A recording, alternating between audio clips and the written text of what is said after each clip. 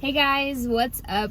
So I am here to quickly make this AG video. If there's anything that you know that I'm missing, any videos or anything that you wanted to hear me talk about, please go ahead and ask them right now. Put them down in the comments. It doesn't matter how many, just whatever it is that you want to know, that you want to hear about.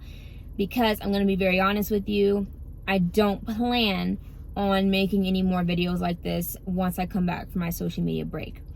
Yeah, that's what we should do. So instead of me doing separate videos, I'm going to do a Q&A for you all if I get enough questions. So leave down any questions that you want to know, anything. So let's get into this video. I'm going to start off first by clearing up a couple of myths and assumptions. Okay, there's two that I can think of. Number one, you do go to the field as an AG officer. Everybody sends me emails or messages, DMs saying, hey, can you tell me about your AG experience? I say, tell them a little bit about it. And then I say, you want to be an AG officer? They say yes. I ask why. And every response I have ever received from someone that wants to be AG, they all come back and tell me, well, I want to be AG because I don't want to go to the field. And that's females and males that have sent me that. If somebody told you that you're going to be an AG officer and you will never go to the field, that is a lie.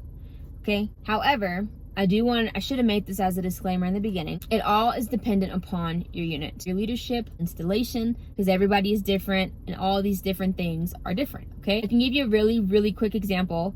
For me, I've been in a couple of units here on this installation. I can definitely tell you that in the infantry unit I was in, you do PT just like they do. You go to the field just like they do. However, I'm in a medical unit right now, and the medical unit that I'm in, we don't do that. We never went to the field in this unit. But my soldiers are going in the next couple of months. So it's not that it'll never happen. It'll happen eventually, just maybe not as much as others. The other myth / assumption I want to clear up is that AG is so easy. I hear that all the time, and especially infantry. They would be like, oh, y'all don't do nothing in AG. That is a myth, all right? We do a lot of things, and it's just a lot, okay?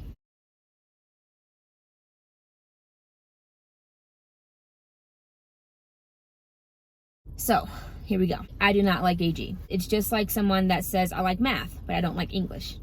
I like social studies, but I don't like science. For me, I don't like AG. It's a very demanding job. People go in there yelling at you, getting mad at you because of something that is not done, that sometimes isn't even your fault that it didn't get done. So you can go in there working your butt off, be there all day, all night, doing all this stuff, and just for you to come back into work the next day being told that you're a piece of crap, or that you didn't do what they told you to do, or do it again, and it's just a constant thing. To me, and a lot of my NCOs have said this, master sergeants, sergeant majors, so on and so forth, they've all told me that they believe that S1 is one of the most underrated, I guess, jobs. Like, it's one of the most criticized jobs. Like, it's not rewarding in a sense where you can work hard. You can work so hard compared to your other peers in other shops, and no matter what, you're always wrong. And I don't know, for me, I've seen it differently though. I've seen a couple of my peers that have been rewarded like it's nothing being in S1 shops, but also some of these people have parents that are in the military, that are in the army, that are officers, and they just kind of, I don't want to say that, because I know when I was in JRTC Air Force, people would always say that the only reason I got rewarded was because my dad was a Marine and they knew my dad. And that's not the truth. I worked hard.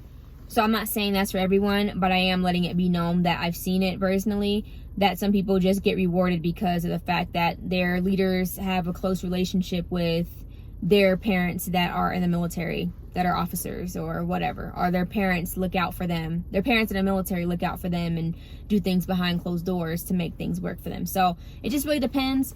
So I'm saying that because not everybody feels that way as AG officers, but over here on this end in my installation, that's the only thing I have ever heard about AG.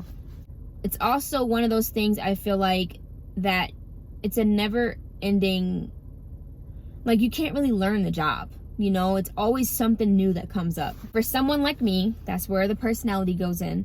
Someone like me, I don't like that. I don't like I want to be able to learn my job and know what I'm doing. Like my soldiers, they tell me all the time. They learn their job and that's what they've been doing every single day. And they're they're good at what they do. But for a lot of officers, especially S1, it's not like you don't really do the same thing every day. It's always something new that comes up. For someone like me, that just makes me really anxious, and I can't learn that way. And I know, being military, trust me, I've been a military dependent my whole life, and then I joined the military. I do know that your routine does get altered a lot. It gets disrupted a lot. But for a lot of people in the military that have been able to do the same job and do the same thing every single day, I would just have preferred to have been able to do that, you know? I'm not going to really tell you guys all that stuff, but just know that compared to a lot of my peers, I haven't really been able to have the full AG experience. I've been platoon leaders, so on and so forth. I don't want to tell y'all too much because I don't want to deter anyone from wanting to do AG just because of my experience. So I know that some of you guys are going to ask, well, what's your everyday duties like? What do you do as an AG officer? It really depends. Like I said, I haven't really had the full AG experience, and I guess what I can really tell you is being in a medical unit, they do things very differently, okay? So everybody that is in charge in a medical unit, they're mainly majors. So things are done very differently in a medical unit, okay? Even S1. I'm not even considered an S1 in this medical unit. I'm considered a deputy. What I can tell you is it depends. So for AG, there's mainly 3 jobs that you do as officers. You can either be a platoon leader, you can be a strength manager, or you can be an S1. Platoon leader is, okay, I'm not gonna explain all these to you. Just go look up these different things and see what they do. But I've always been told, and I've seen, that the most difficult job out of all of them is an S1. There's constantly things changing. You have a lot to do.